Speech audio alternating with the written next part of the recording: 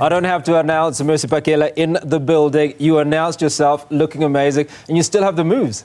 Thank you. You know, it's instilled in me. So what comes to mind when you listen to that song, when you go back so many years ago? Oh, wow. It says to me, wow. You know, your contribution in the music industry is so humongous. It certainly is. Well, thanks so much for coming on to Newzroom Afrika. And I want to start off by getting your reaction to the appointment of the new Minister of Art, Sports and Culture, Sports, Art and Culture, Gorden McKenzie. And obviously there's been mixed views on publication of a list of those in the industry who benefited during COVID. What's your reaction? Oh, well, first and foremost, it is his democratic right, you know, to point out whatever he feels. It does not make sense to him. You know, if he is taking that position, and he definitely has to fix the wrongs. You know, so, I mean, I listened to him on YouTube. He was talking about the fans, the soccer fans, you know, who are being funded to go to big events, and they accommodated as well. Meanwhile, I looked at it and I said, you know what? He is okay. He's right by, you know, pointing out those issues, because there are great soccer players like Abo Bashin Matlangu. You know, by the way, he was named after my song, you know, who could be positioned to travel all around, you know, to support soccer, and the soccer industry should also support them, you know, because where do they earn from? They are not earning from anywhere, instead of taking those funds and give to fans. He made a fair point, right, that there's a huge amount of resource that is being spent on these individuals, a couple, but it's multiple millions that are going to support various teams in stadiums across the world. But in the same breath, right? Let's come back to the publication on that list and how some artists have expressed vulnerability, because he pointed out, he might have said, you know, Mercy Pakela received 10,000 Rand during COVID-19, right? It exposes you, right? Were you a recipient? Were you one of those recipients? Was there a better way of doing it? Was it a case of, okay, I have this list, let us analyze the list, and for the ones that look dodgy or suspect, let us then publish those names? Oh, well, I did benefit from COVID once, you know, but there are people who benefited timelessly, you know, and we've heard of those things. If he has to monitor and investigate corruption within the Department of Arts and Culture, he has to do that.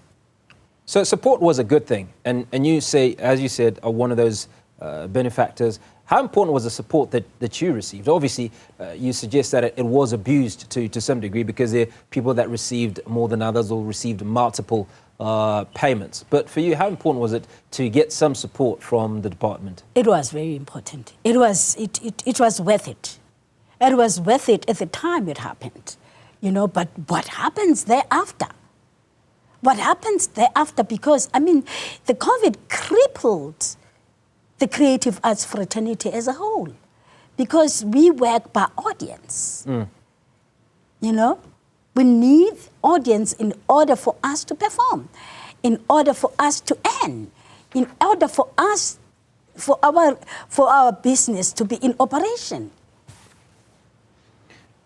So what are your thoughts on funding for artists in the future? I mean, there are obviously lessons that have been learned from this, and mistakes have been made, or funds have been abused. Moving forward, what sort of policies do you think the new minister should put in place to ensure that those that are deserving receive the support they get and benefit? First and foremost, I think the minister has to redress the injustices of the past. And when I say that, I refer to messages and policies that were drafted by ministers in 1994. The minister Ngubeni and Mamun M.S. Mabandla, you know, and those policies and also the Bill of Rights, you know, the Constitution and the Bill of Rights and the Constitution state. You know, it states very fairly that everyone has a right to freedom of expression, and everyone has a right to freedom of artistic creativity.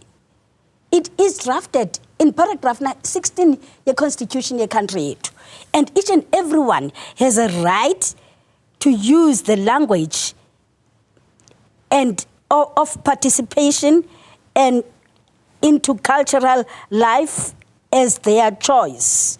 It's on paragraph 30 in the Constitution. And it is the role of government to facilitate the preliminary.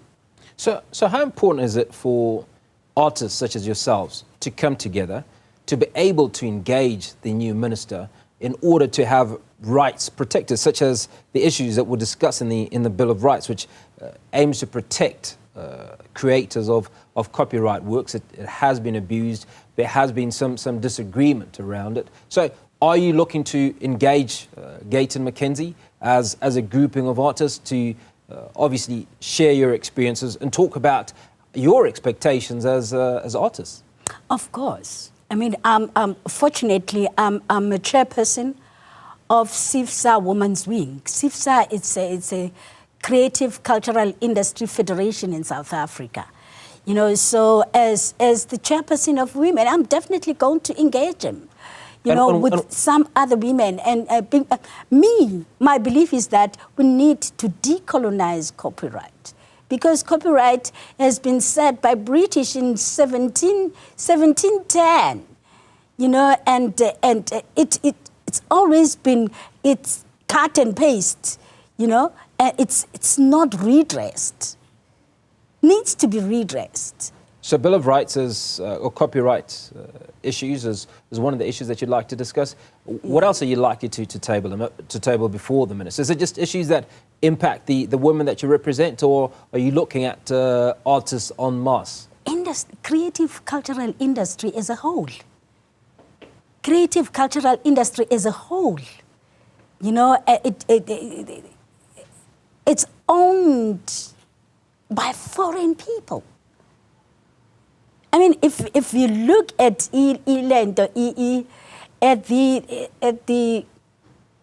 these online things, the Googles and all of them, who owns them? Who owns the intellectual property of those Google things? So, but who owns the rights? But a lot of it is based on who comes up with the idea. So if South Africans don't come up with the ideas, then they're not going to own it. So but the problem is here, but they still take the content from Africa and utilize it without giving giving remuneration for our creativity. So what are you currently getting in terms of remuneration, and what would you want to get? It should be discussed by creative arts industry as a whole. I cannot take decisions for the people. No, I'm not suggesting you take a decision, but you obviously have an idea. I mean, at the moment you're saying it's unfair. Why is it unfair? Is it because you're getting 20%? Is it because you're getting 30%? Do you think it should be split down the middle?